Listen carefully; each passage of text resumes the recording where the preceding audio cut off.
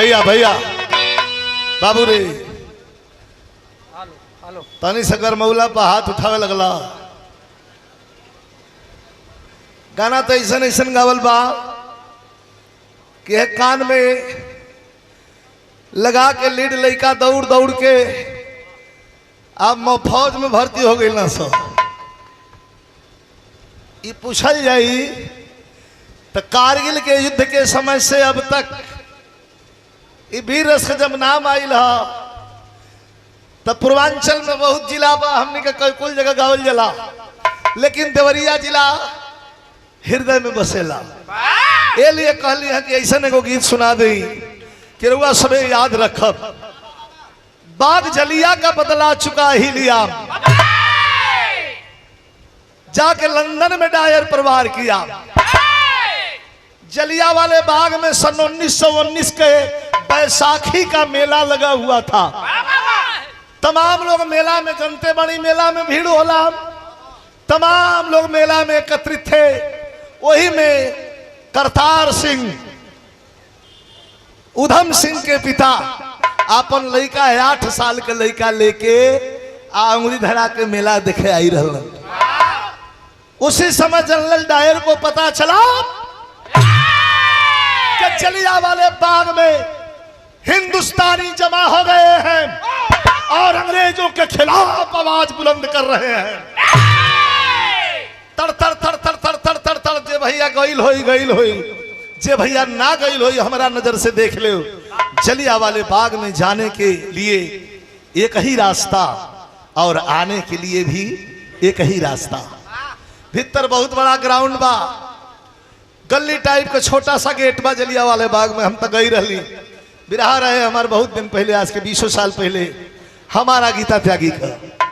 तो घूमे खातिर हमने गई रही जलिया वाला बाग में, अमृतसर बिरहा रहे तो जलिया वाले बाग में जाए का रास्ता छोटा सा एक ही और निकले का भी रास्ता एक ही।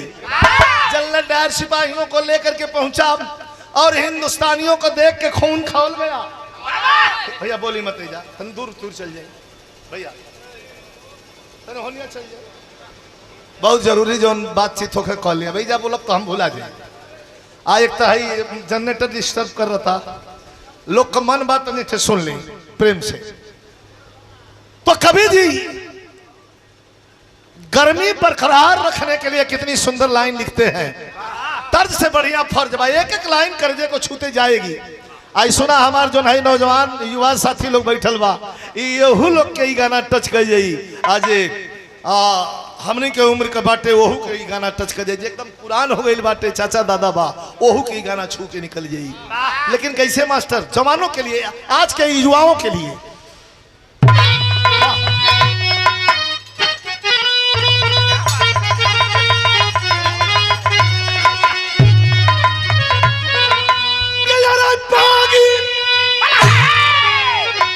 पागी के लड़ाई पागी तेरे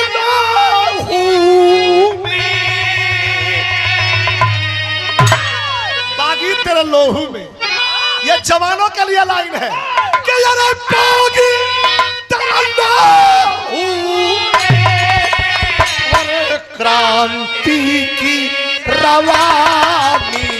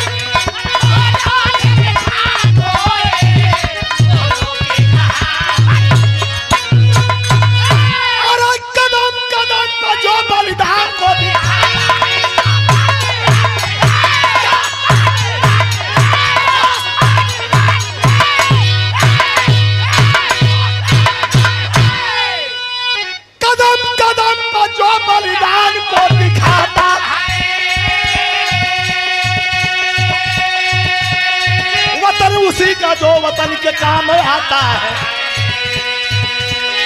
सन 1919 में बैसाखी मेला था, बाग जलियान में भारी हुआ झमेला था। निहत्थे लोगों पे टायर गोली चलवाया था। एक लाइन बीच में रोक के समझाने की जरूरत ना हो। बारे लेखक कितना बढ़िया पिरोया है, गाते चला जाऊंगा, सर सर सर सर आप समझते चले जाएंगे। कैसे? निहत्थे लोगों पे टायर गोली चलवाया था, खून से अमृतसर के धरती को नहलाया था। 8 वर्ष का एक उधम सिंह दुलारा था, बाग में गोली खाते बाप को निहारा था। बाग में गोली खाते बाप को निहारा था। खून न खाया कसम पीठ ना दिखाऊंगा, खून न खाया कसम पीठ ना दिखाऊंगा। बाप का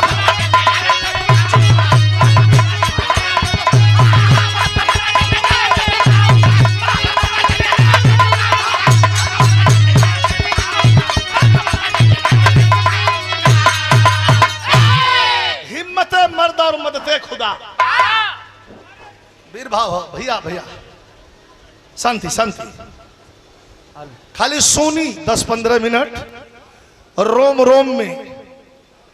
विरहा का मतलब कि रोम रोम के स्पर्श कर जाए, खाली 10-15 मिनट का मौका ले। और ये हमारे परम शिष्य भी हैं और आपके दरिया जिले के बड़े अच्छे कलाकार हैं। और देखें नहीं 2500 साल 300 साल के संगत बा।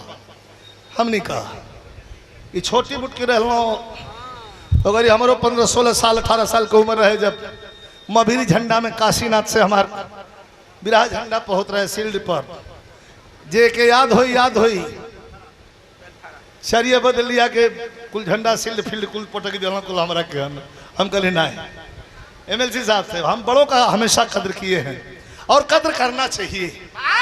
ये 500 पुरस्कार प्रदान किए हैं। समाजवादी सांस्कृतिक प्रकोष्ठ के राष्ट्रीय सचिव भी हैं, बहुत अच्छे कलाकार भी हैं और राष्ट्रीय अध्यक्ष जी द्वारा सम्मानित भी किया गया है। इनको 500 पुरस्कार प्रदान किए हैं, बहुत बहुत धन्यवाद। ओम नारायण यादव जी। खून न खाया कसम पीठ ना दिखाऊंगा, बाप का बदला जब ना दायर से चुकाऊंगा। 2500 लोगों को मौत के घाट उतार दिया, जरा समझ लीजिएगा। ये भी रहे ऐसा चीज है। ए भैया नाच देखल जाला, लड़वा का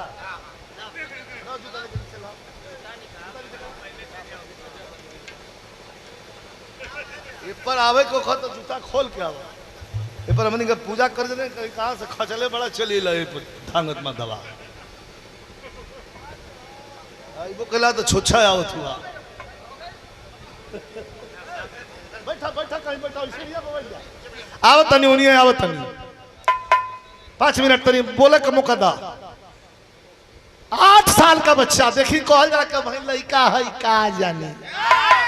आजकल के लड़का मत बुझाई, साला जान जातना सही। जब ले 7-8 बरस हो तो कुल जान जातना सा, हाँ ना। और लड़का 8 साल का बाद कुछ नहीं खे जाने, लेकिन एक चीज जान गई कि जनरल डायर हमारा बाबूजी के मरलस 2500 लोगन के मरले बा।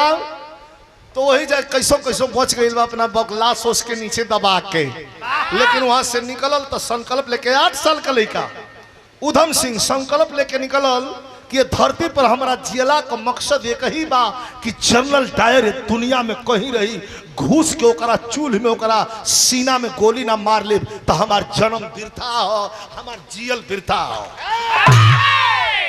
मन में यह बात लेके एने ओने घूमे लगल। इंटरमीडिएट की पढ़ाई पास किया दोस्तों। देखिए जज्बा क्या होता है। एगो बात और बता दें, बिरताई बाजार में नाम निकाले, चल जे साहू जी से कहा चल जे साहू जी से कहबा कि लाना तनी 10 रुपया की बिरताई दे दा। तो बिरताई बाजार में ना बिकाले, बिरताई खून में होले, खून में। वो लड़का के खून में बिरताई बा। 8 बरस का रह कह कि इनके मारब जरूर, 2,000 लोगों को मारा है तो इसको मारूंगा, सिर्फ मैं मारूंगा। एक तरफ माता हिंगलाज देवी की पूजा, दूसरे तरफ माता दुर्गा की पूजा, तीसरे तरफ वाहे गुरु दी खालसा, वाहे गुरु दी फतेह कह के समझ में आओ तो कुछ और चल दिया। तो कहाँ चला मास्टर? इंटरमीडिएट की परीक्षा धीरे धीरे पास कर लिया। मन में बारूद जो चिंगारी बन करके आग उभरी थी वो धीरे धीरे बारूद का रूप करती है। आज जब इंटर में आई तब धीरे धीरे उमरियो 20 का 22 का हो गई। हाँ ना, तो पहले लड़का तनी ज्यादा दिन में स्कूल हो जा सुनो। अब तो चढ़ियो नहीं खन सब पहले आवत, मम्मी पापा नहीं खन से कहा तो बाबू माई के बहुत जल्दी बा, कोरा में ले जाके पहुंचा देता हूँ। बाबू है जब पढ़ ना, अच्छी बात ना, लेकिन के लड़कपन मत छीना, ये अच्छी बात ना। बलरामी तोरे बात से हम सहमत ना है। लेकिन के समझे लाख बुझे लाख हो जा, 6 साल का हो जा, 7 साल का हो जा, बात बुझे लगा तब उनको स्कूल भेजे। अब 3 साल का तो वो लड़का का देखा तो ना अपन बाप बेटा समझ लिया लो। वो लड़का के देखा कैलाश का कि जब इंटरमीडिएट परीक्षा पास कैलाश तो मन में भाव आल के अरे हो जे बानी ना मारे के बा, हमके के मारे के बाद जनरल डायर के मारे के बाद गोयल जाके क्रांतिकारीन के खेमे में खड़ा भइल कॉलेज के हमरों के भर्ती ले ली सबे। अरे लड़के तू भर्ती होके क्या करेगा? का जनरल डायर के सीने में गोली मारूंगा। करे लड़का तू जनरल डायर के सीने में गोली मारने की बात करता है? जो जनरल डायर के सीने में गोली मारने की बात करता है वो जनरल डायर आउट ऑफ इंडिया, हमारी कंट्री से बाहर अपने देश चला गया, लंदन चला गया। कल के लंदन चल गई तो लंदन ना गई बा, मोर गई हो तो हमार गोली खाए खातिर ओकरा के जन्म लेवे के पड़ी। ई जज्बा लंदन न गई बा, ओही जैसे भागल लोग कह के पागल हो गई बा, पागल हो गई बा, पागल हो गई बा, पागल हो गई बा, और फलाना कली को करतार कली को पागल हो गई, पागल हो गई। लेकिन वो चलल कहाँ मास्टर? कैसे लग जाई?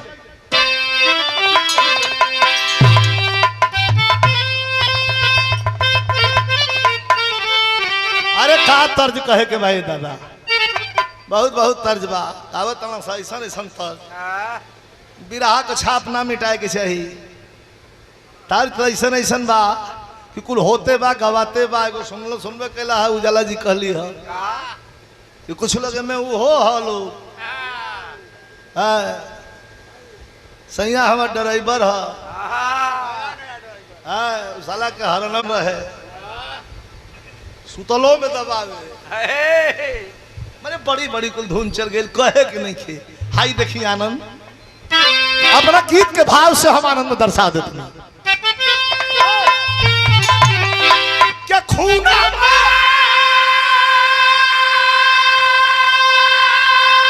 अरे खूना उधम सिंह का मनावा पीरवारी पीरवारी। अरे घूमत पहुंचा बम्बई सहरिया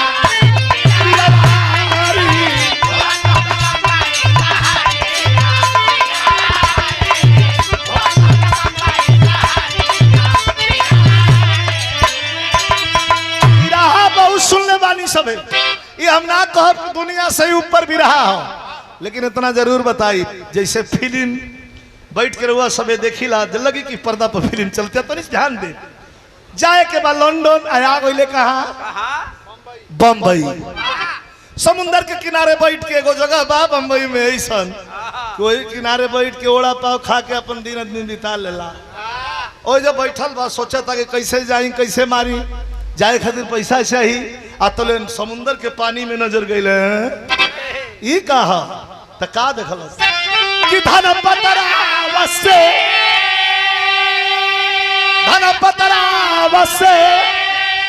करे खाए की कुमारी।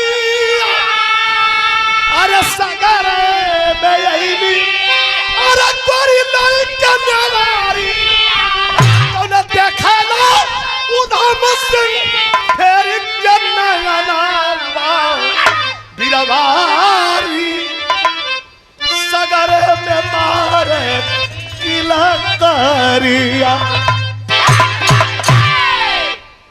धनपत राव सेठ 3 फैक्ट्री का मालिक, धनपत राव सेठ का बेटी वही समुंदर के पानी में हिचकोला लेके नैया, बोट नैया ना बोट, वो मोटर वाला गर्र दे जाओ या से घुमा के गर्र दे आ जाओ। उधम सिंह कहलन कि बड़ा है मन बढ़ू बारी डूबी जाई रोको सभी, अरे कोनो रोका सब भाई डूबी जाई। लेकिन समुंदर का पानी है भाव देखी, समुंदर का पानी, पानी में नैया, नैया में लड़की और लड़की पर जवानी। कभी कहत हूं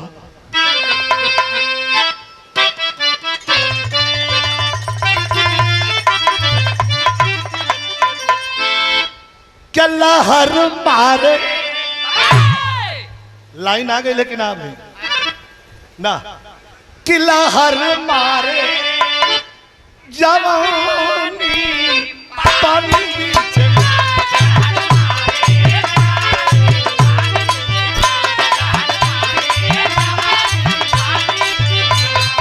वही मन बोट लेके अपने कभी कहता हूँ कि लहर मारे जवानी पानी दीजिए, पानी दीजिए, अरे हम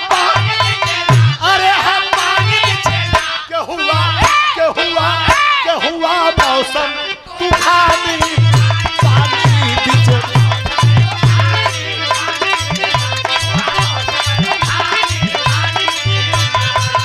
अरे रे रे रे रे रोका है भाई, हमारे मुकेश कुमार भैया पुरस्कार दिले बानी, हार्दिक अभिनंदन बा। अरे भाई क्यों रोका जा हो अतोले का भइल, समुंदर के पानी में ज्वार भाटा आ गई ऐसे तोले सागर में रेखा कद्दू बनी।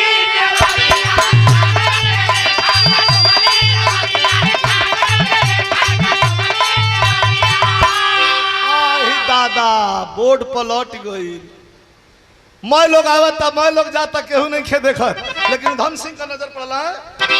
आज दादा ये तो डूबे लागल, तले बागी उधम सिंह का पड़ली नजर।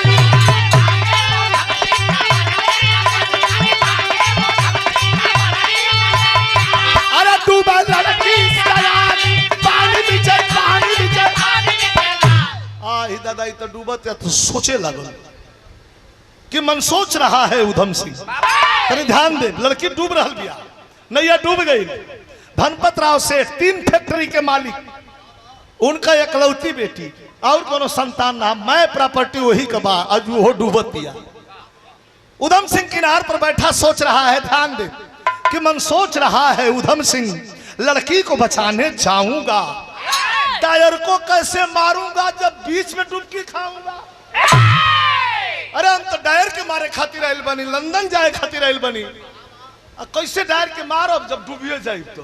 फिर बागी दिल ललकार कहा, अरे फिर बागी दिल ललकार कहा, वीर जो हिम्मत हारोगे, एक लड़की नहीं बचा सकते तो डॉलर को कैसे मारोगे। समुंदर के थोड़े से पानी में एक नन्ही सी जान को नहीं बचा सकते हो और जनरल डायर को मारने का ख्वाब देखते हो। झटकूद पड़ा है उधम सिंह। याद रहे हर इंसान के हृदय 2 भाग में बंटे हैं, एक अलिंद एक नीले, एक सकारात्मक है एक नकारात्मक, एगो कहला हाँ एगो कहला ना। झटकूद पड़ा है उधम सिंह, झटकूद पड़ा है उधम सिंह, लड़की को पीठ चढ़ाया है, अरे खा करके थपेड़ा लहरों का उधम किनार पर लाया है। कोई हिम्मत देखी, मैं लोग बड़े ले भैया भैया भैया बाबू बाबू ए भाई प्लीज गई, थोड़ा आप लोगों का ध्यान चाहिए। गईल और पकड़ डूबे डूबे भई रही, अब पानी वानी पी के फूल गई रही, ये पकड़ झोटा खींचात खाचात तैरात पावड़ात किनार पर आ गइल। आ किनार पर जब उधम सिंह आइल बा तो पानी बड़ा जोर न लेला जी। वही पानी में फेफड़ा सूख गइल बा। अब कितना पानी पी ले बा के छोड़ दे। किनार पर आवत आवत आवत आवत जौन बात उन संतुलन बिगड़े लगल। बेहोश लड़की को बालू के रेता पर सुलाया। आज जब वहीं सुला के अपना खड़ा भइल बा अतले चक्कर आइल घुमरिया के बस ओई बगलिए में अपन हूं गिर पड़ल। उधम सिंह चलल बाणन जनरल डायर के मार आ फंस गइल बाणन। कहा तनी हाई देखिए कैसे उबरता हूं। कवि जी कह रहल बाणन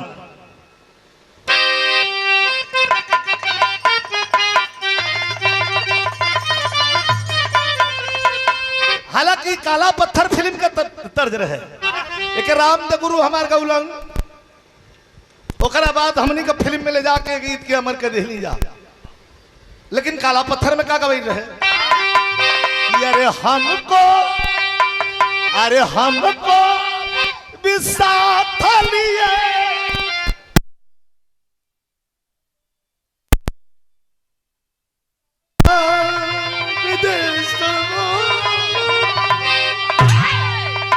गुरुजी हमारे बोल कि नई झूलानी के छैया बलब धूप हरिया बिताई। लेकिन एक तरफ लड़की गिरी है दूसरा तरफ उधम सिंह गिरे हैं। तो कभी कह रहा कि सोया सोया सूरज एक ओरी विमल एक ओरी अजोरिया।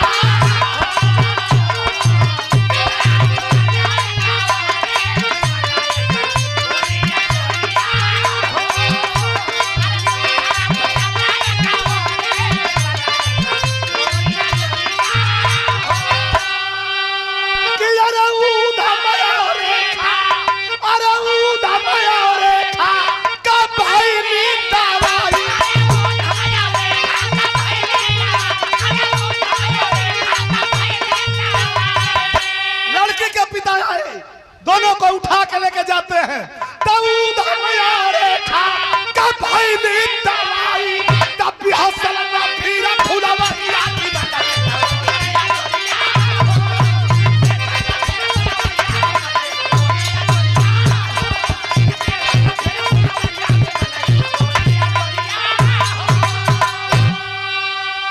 आई सुनी प्रेम जो खाला ना प्यार तौलाला ना इ प्रेम ऑटोमेटिक भगवान का देन है। प्रेम हो जाला और प्रेम हो गई लो लड़की के। अरे रे रे रे इ तो हमार जान बचौलो हे समुंदर के पानी में से हमरा के छानल। बताओ सिपाही बार सिपाही पुरस्कार धन्यवाद। लड़की प्रेम करने लगती है। बाबूजी चल गए बड़न अब फैक्ट्री माई चल गई बड़ी शॉपिंग करे। घर में लड़की अकेली है। उधम सिंह बालकनी में बैठ करके अखबार पढ़ रहे हैं। ध्यान दीजिएगा ये फिल्म की स्टोरी से तनको नहीं सीखे।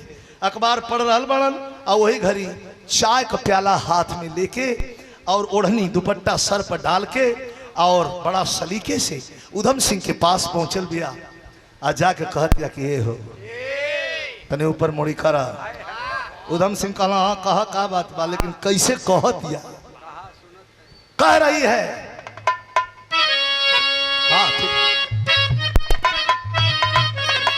यह कह दिया धीरे से कहलस कि पीले पागल। उधम सिंह इन्होंने चकपकाए लगल का पिए के बाद आई आई आई आई स्वागत स्वागत स्वागत। तो एक बार ताली बजा के सम्मान होके। विवेक सिंह गोलू हमारे छोट भाई गोरखपुर से वेलकम वेलकम वेलकम। बाकी पीले रे पागल पीले रे पागल सुराही भरा चाम है।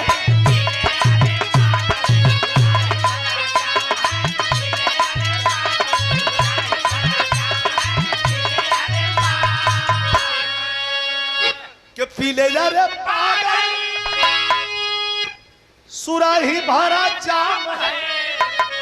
लड़किया गलत कि मेरे पहलू में अब भाई हम कह ना पाओ थे इनके तो ये बिरहवे ऐसा कुल याद है, ये बिरहवे ऐसा है। लेकिन इनमें अगर सीन दिखावे के हुई तो गवैया खातिर तने सीन है कैसे कि पीले जा रे पागल अरे सुराही भरा जाम है।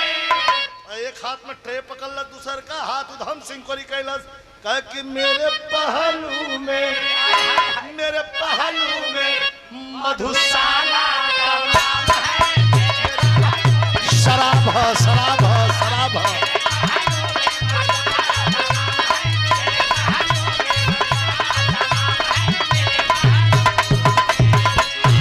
और हमारे छोटे भाई विवेक सिंह उर्फ गोलू सिंह जिनकर कारोबार गोरखपुर से लेके लखनऊ तक बा, ग्राम सभा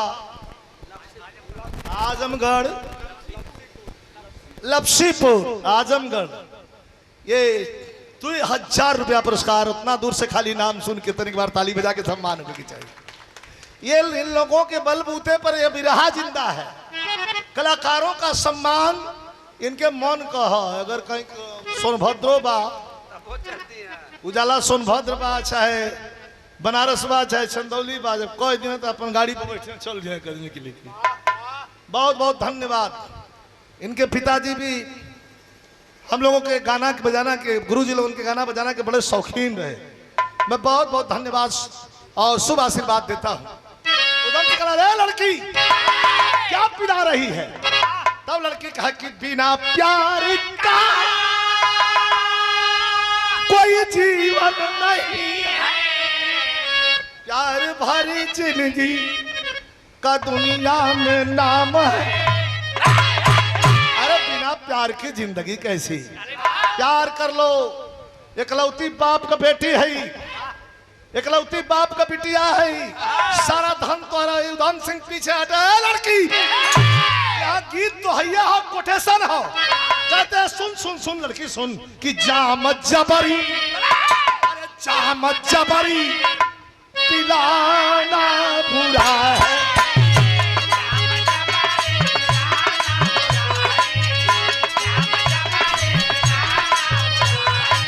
अरे बिना बुलाए पिलाना बुरा है।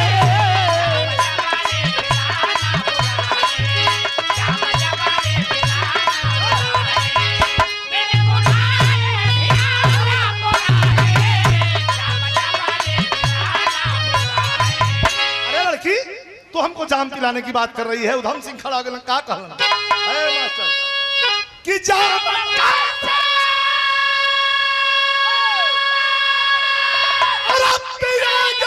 वो पागल, अरे जो कि खून का प्यासा हुआ है, पीरा हरदम और पीरा हरदम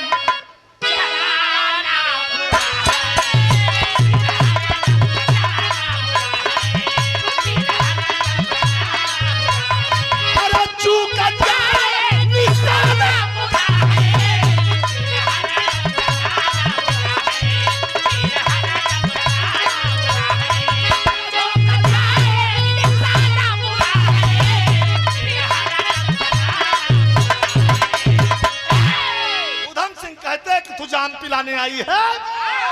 जाम कैसे पिएगा वो पागल जो कि खूनों का प्यासा हुआ है। अरे मैं घर से संकल्पित होके निकला हूँ खून पीने के लिए। लड़की कहे तो यार भाषा समझ में आवा, ये का बतियाओ था तो मेहरारून का सबसे बढ़िया हथियार जानत हुआ। मर्द मेहरारून के बीच में अगर झगड़ा हो गई, विवाद हो गए, तो सबसे बड़ा हथियार का है? गंगा जमुना दोनों बढ़िया आए लगी।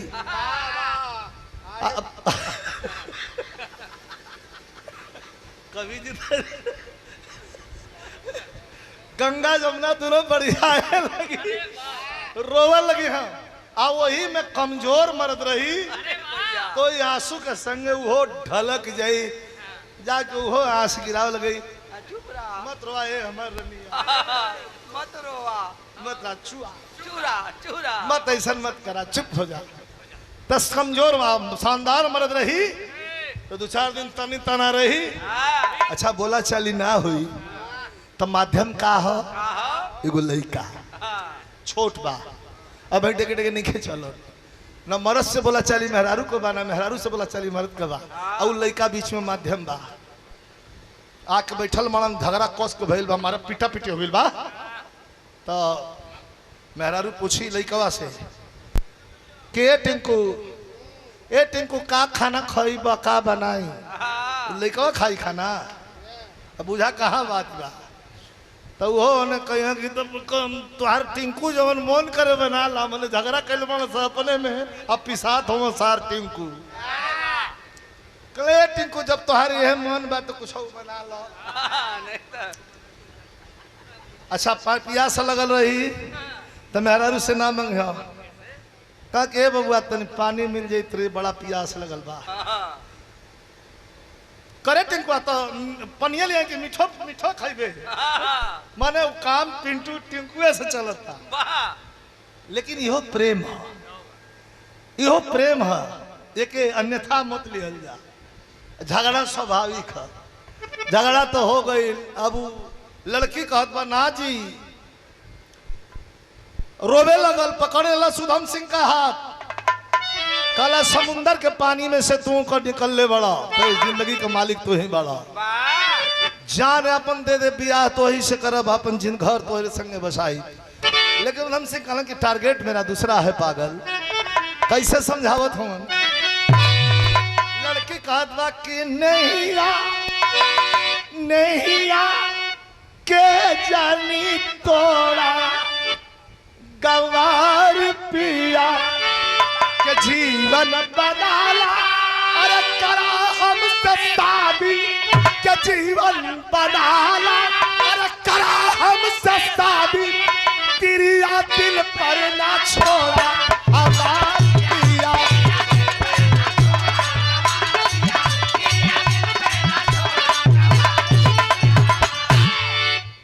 इकलौती बाप की बेटी हूँ कुल फैक्ट्री हमारा बिया कला उधम सिंह कहला कि सोना एक शादीशुदा मर्द को शादी के लिए प्रेरित करती है अरे मेरी शादी हो गई है कहे झूठ सवेरे में वही माई बाबू से कहला कि बियाह नहीं खे भाई अरे मेरा बियाह कहले बड़ा काहे झूठ बोला तड़ा ये कहता कि हम पसंद नहीं की कहे ना ना ना अरे तुम तो लक्ष्मी हो सरस्वती हो सब कुछ तुम्हारे अंदर है सर्वगुण संपन्न हो लेकिन मेरी मजबूरी क्या है मेरी शादी हो गई है सुन ले मेरे पत्नी का नाम क्या है ये जज्बा देखिए है जवान लोग के लिए बा उधम सिंह का कहला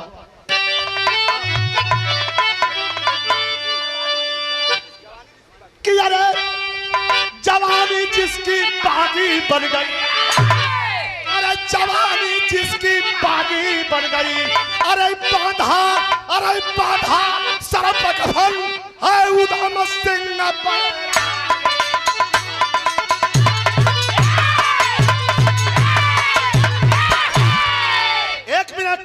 समझाता हूं मेरा मकसद कुछ और है लड़की तेरे मन में तेरे इश्क और तेरे प्यार और तेरे मोहब्बत की कदर करता हूं लेकिन मेरे मन में क्या चल रहा है मेरी शादी कहां हो गई है हम बता देंगे तो समझ जाएगी क्या बताया मास्टर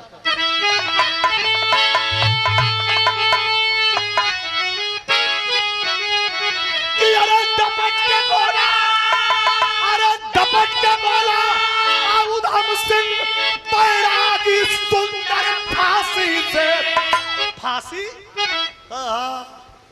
हमारा दुल्हन का नाम फांसी है फांसी उर्मिला परमिला सीता गीता उजाला तमाम नाम बा बहन का बिटियन का लड़किन का मेहरारून का मतारी का बहन का ये तमाम नाम बा ये नाम सुन ले बानी फांसी नाम आज पहली बार सुन ली है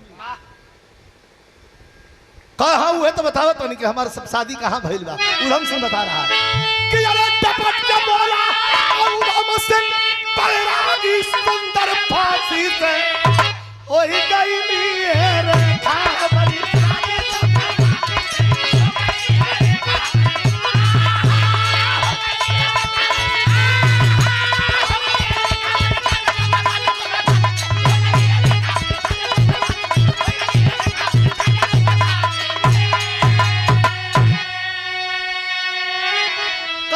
दुल्हन फांसी बिया कहे जन्म सिद्ध अधिकार हमारा अरे जन्म सिद्ध अधिकार हमारा लंदन हमको जाना है, अब बाप का बदला टायर को अब गोली मार चुका है। लंदन जाऊंगा, 2500 लोगों के कातिल मेरे बाप के सीने में गोली मारा था, जनरल डायर के सीने में गोली मारूंगा। लड़की कहलता है, बात लगा था, लड़की कहलती हो जान गई। अरे भाई बस करा, अब तो और भी इज्जत बढ़ गई आपके प्रति, मेरे मन में और भी सम्मान बढ़ गया। गलती मिस्टेक होने जा रहा था, आजादी के दीवाने को और मैं जुल्फों में कैद करना चाहती हूं, ये मेरी गलती है, क्षमा करिएगा। चिंता मत करा, मत बिया करा, दोस्त बना लो। कहना लड़का का लड़की दोस्त कहा, दोस्त बना लो, हाथ पर हाथ रख दिया, दोस्त तो बना लिया। कहा तो दोस्ती का फर्ज अपने अदा करता नहीं। लड़की कहतिया लंदन जाइबा, कहा डायरे मरबा, कहा का पास में पैसा नहीं खे, का ना जाए खतरे टिकट का ना, तो मैं मदद कर दूं। उधम सिंह के आंख से आंसू गिरे लगे। कैसे के लिए बेचैनी से घूम रहा हूं कि कैसे जाऊं लंदन, कैसे अपने बाप के लाश पर किए हुए वादा को पूरा करूं। शाम को जब वही पिता फैक्ट्री से आए, जाकर के लड़की रोने लगी, कहती है पापा मैं लंदन जाना चाहूंगी टूर पे। मना कैलो, कहल कि का लंदन जेबू ना जायला, कहा मेरा फ्रेंड है ना, कह के मैं सवेरवा समुंदर में से कलियां छानल आज तो और फ्रेंड हो गल, ले जाके और दूसर बैंड धरा दिल तो हम तो उलट जाई छाती पीट के, कुल दौलत चल जाई ट्रस्ट में। ऐसा मत करा बेटी। कहे ना पापा मुझे जाना है, बाप बेट संतान के औलाद के जिद के आगे टिक नहीं पाए, तुरंत टिकट कटाते हैं। बिरहा का अंतिम लाइन में तनी गौर करो, और तुरंत दोनों को भेजते हैं उधम सिंह के साथ, रेखा को भेजते हैं। तो भाव है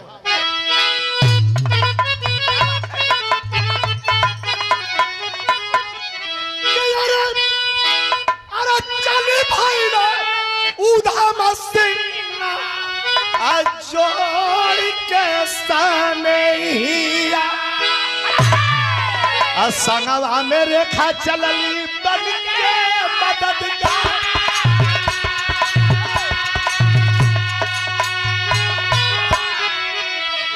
कि अरे लंदन नया क्या तूने करे फोटो स्टूडियो खोला है सब।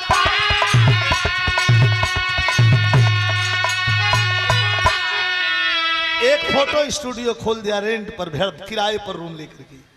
उधम सिंह और रेखा के साथ में दोनों रहने लगते हैं। 2-3 दिन 4 दिन बीता, 1 हफ्ते बीत गए। पिस्टल निकाल के साफ कर क्लाइमेक्स अंतिम जरा गौर करेंगे। रेखा एक दिन पूछती है कि मेरे समझ में नहीं आता कि आपका वो जनरल डायर कहाँ मिलेगा। अतौले एक दिन पड़ल अखबार पे नजरिया,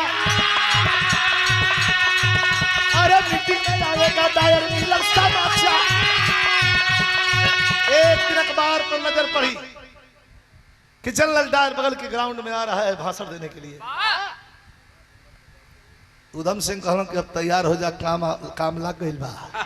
का है का काल्हे आवता है बगल के ग्राउंड में हमार दुश्मन, और कल ही अपनी प्रतिज्ञा पूरी कर लेने का वक्त है। कल हम क्या करे कही कैलस का कि तौले सिंगारावा सजावत बाबा दुनिया, ए भैया सिंगारावा सजावत बाबा, अरे पकड़ी मेरी वाल पर खोसाला सारा, अरे पकड़ी मेरी वाल पर खोसाला सारा।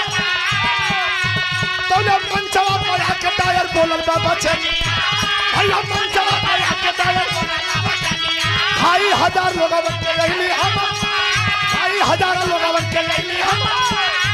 तो लाल होई गईली उधम सिंह, अरे लाल होई गईली उधम सिंह। अरे पगड़ी शरीर पर निकाला सर, पगड़ी शरीर पर निकाला, तला गोली चला, अरे तला चला अरे धरती पे नहीं गई।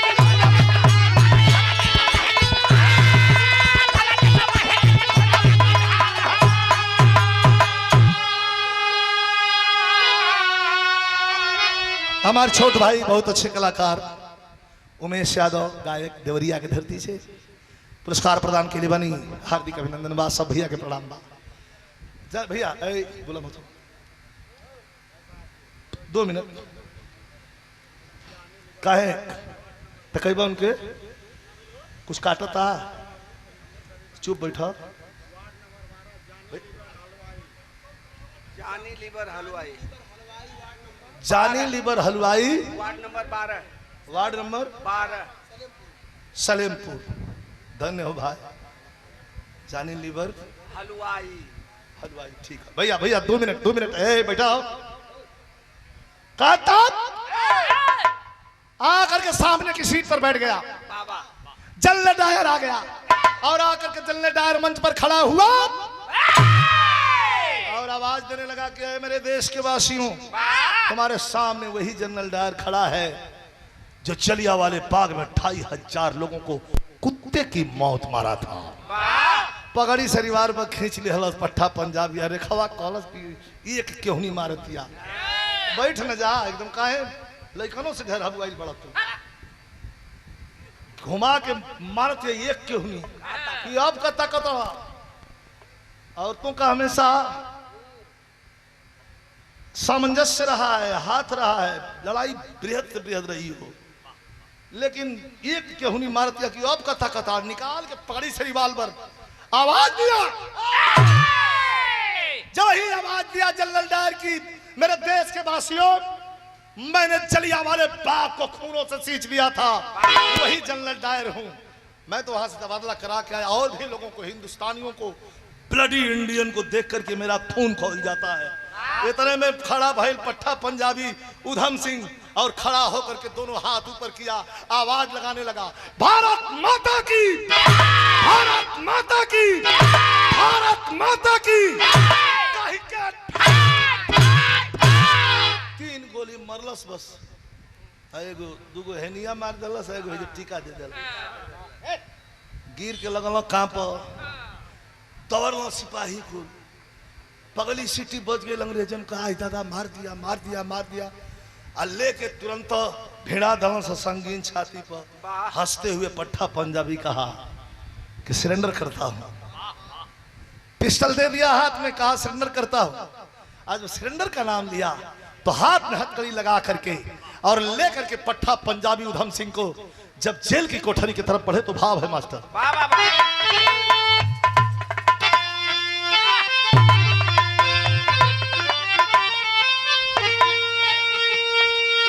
कि अरे इनकलाब, अरे इनकलाब जिंदाबाद, बोला तिरंगा के बंदे, अरे बंदे वही जेल की कोठारिया, भारत का हीरा।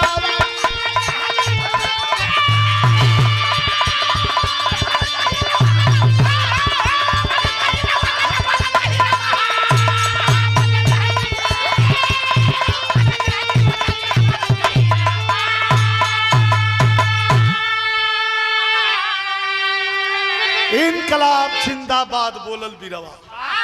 2 मिनट रहुआ सबसे क्षमा चाहत, बिरहा हमारा अंतिम बाटे, लेकिन ये 2 मिनट बिरहा का असली भाव है। जेल की कोठरी में बंद है, मुकदमा चलाया गया, तमाम सबूत और गवाह इसके खिलाफ निकल रहे हैं, गुजर रहे हैं। जज ने पूछा करे पट्टा जवान तुम्हारा कोई, जरा ध्यान दीजिएगा, ये बिरहा का मेन भाव है भैया, पीछे से आवाज लगाओ तो शांति कर दी। क्या कह रहे जवान, तेरा कोई वकील है क्या? अगर ब्रिटिश गवर्नमेंट को एतराज न हो तो पट्टा पंजाबी अपनी वकालत खुद करेगा। देखिए ये हिंदुस्तान है, इजाजत है।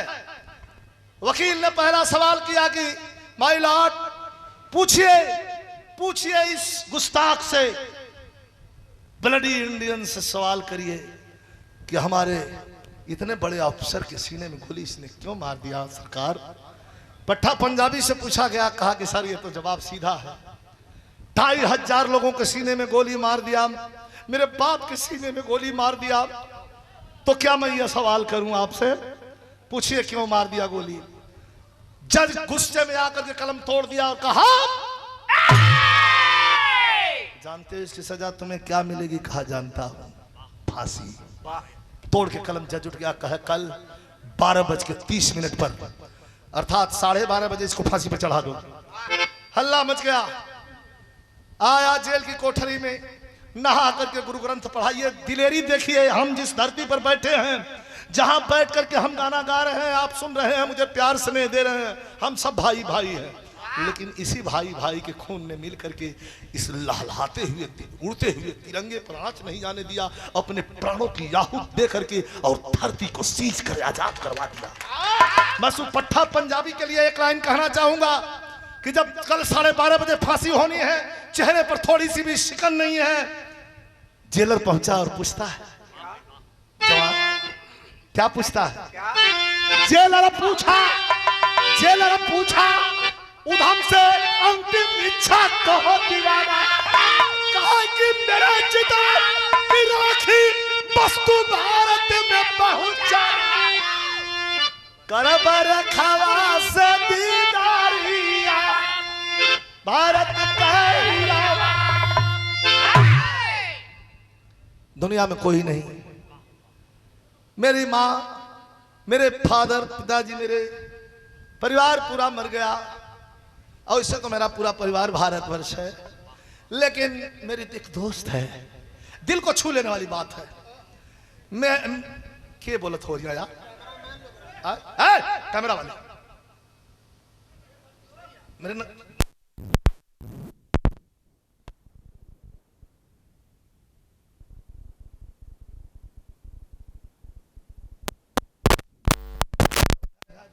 बैठ के घौर घप कर रहे हो तुम लोग, अभी तो हम छुट्टी दे देते हैं। उठा, वाहे गुरु जी फतेह, वाहे गुरु जी खालसा कह करके सल्फ प्रणाम किया, कहा कि कोई दुनिया में नहीं है, एक ही मेरी दोस्त है, उसी से मैं आखिरी अंतिम मुलाकात करना चाहता हूं, जिसने यहां तक ला करके हमारे मकसद में मुझे कामयाब किया। वो कौन है? वो कोई और नहीं, रेखा। रेखा के यहां खबर गई कि जल्दी पहुंचो और मुलाकात करो।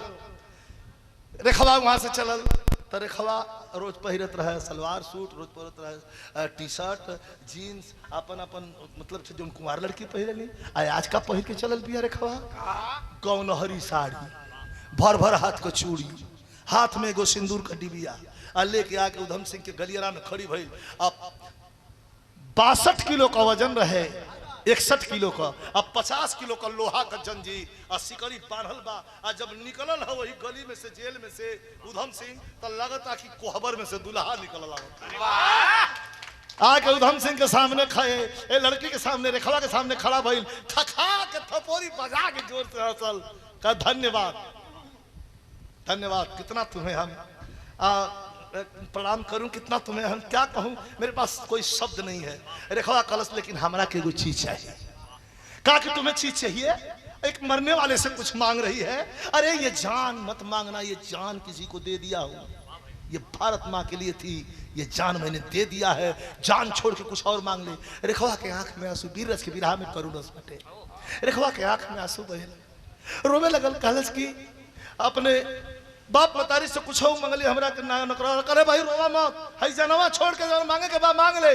कल कि तोर दुल्हन फांसी पिया, कहा तो ठीक बा, अपना वही फांसी दुल्हन का हई सिंदूर का डिबिया लिया बनी, सौवत बना दा, हई मांग में सिंदूर पहिरा के ते दुनिया से जइया। 2 कदम पीछे हट गया, तेरा पागल लड़की, तेरा दिमाग खराब है, तू सिंदूर की बात करती है, आज ही तेरे मांग में सिंदूर डालूंगा और कल तू बेवा हो जाएगी, मैं कल फांसी पर चढ़ जाऊंगा। लड़की 2 कदम पीछे हटती है, कहती अरे सरदार, अरे सरदार, किसी कायर कपूत भड़ुआ का मेहरारू बनला से नीख की तोहरा बतिन शहीद का विधवा बन के अपन जिंदगी बिता ले। है सिंदूर देबा कि ना देबा? हाँ या ना? आंखों में आंसू है, सिंदूर की डिबिया फेंक दिया, काट लिया अपने अंगूठा को और बहता हुआ लहू से मांग भर दिया और पकड़ करके रेखा को रोने लगा, कहा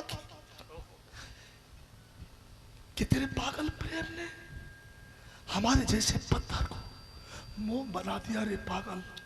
मैं कभी रोया नहीं, मेरे बाप मर गए, 2500 लोगों की लाश मैंने देखा है, मैंने कभी आंख से आंसू नहीं गिरा, लेकिन तेरे पागल प्रेम ने मुझे आज रुला दिया। जाऊंगा ऊपर, देशभक्ति के बदले में ऊपर वाला पूछेगा कि मांग ले बेटा मैं खुश हूं, तो जानती है पगली क्या मांगूंगा? यही मांगूंगा कि एक बार फिर से हिंदुस्तान की धरती पर भेज दो और उसी रेखा के कोख से जन्म देके उसका बेटा बना के भेज दो कि हिंदुस्तान में धरती को आजाद करवा दो। इतने में चिल्लाया जोर से जेलर, समय समाप्त। खून भरी मांग लेकर के और रेखा वहीं से वापस हुई, बैठी रही, इंतजार करती रही। लेकर के जेलर गए, फांसी के तख्ते पर पहुंचा। मन में बड़ा खुशी है, आंखों में चमक है, भाव है, और जल्लादों से कहा आप लोगों को तकलीफ करने की जरूरत नहीं है। अपने से गया और फांसी का फंदा गले में लगाया, कहा कि और कुछ दीजिए या मत दीजिए, ये काला कपड़ा मत डालिए, मैं देखना चाहता हूं सब, और देख करके फांसी पर छोड़ूंगा। 4 घंटे के बाद रेखा के पास स्ट्रेचर पर सुलाई हुई उधम सिंह की लाश, उस देशभक्त की लाश रेखा के पास भेजी गई। वहीं उसका अंतिम संस्कार करती है। चिता की राखी लेकर के हिंदुस्तान आती है, हिंदुस्तान से करनाल पहुंची, करनाल से क्रांतिकारियों के खेमे से होते हुए तीर्थराज प्रयागराज इलाहाबाद पहुंची। इलाहाबाद में कुछ राखी को विसर्जित करके और चंद्रशेखर आजाद के द्वारा, पंडित चंद्रशेखर आजाद के द्वारा भगवान भोले शंकर की नगर काशी में आकर के अंतिम उधम सिंह की अस्थि को विसर्जित कर दिया गया। यह भारत का स्वर्णिम इतिहास है। गुरु बिहारी गुरु गणेश सबको जवानी जिसकी बागी बन गई, रामदेव विजय लाल हर देश आजादी।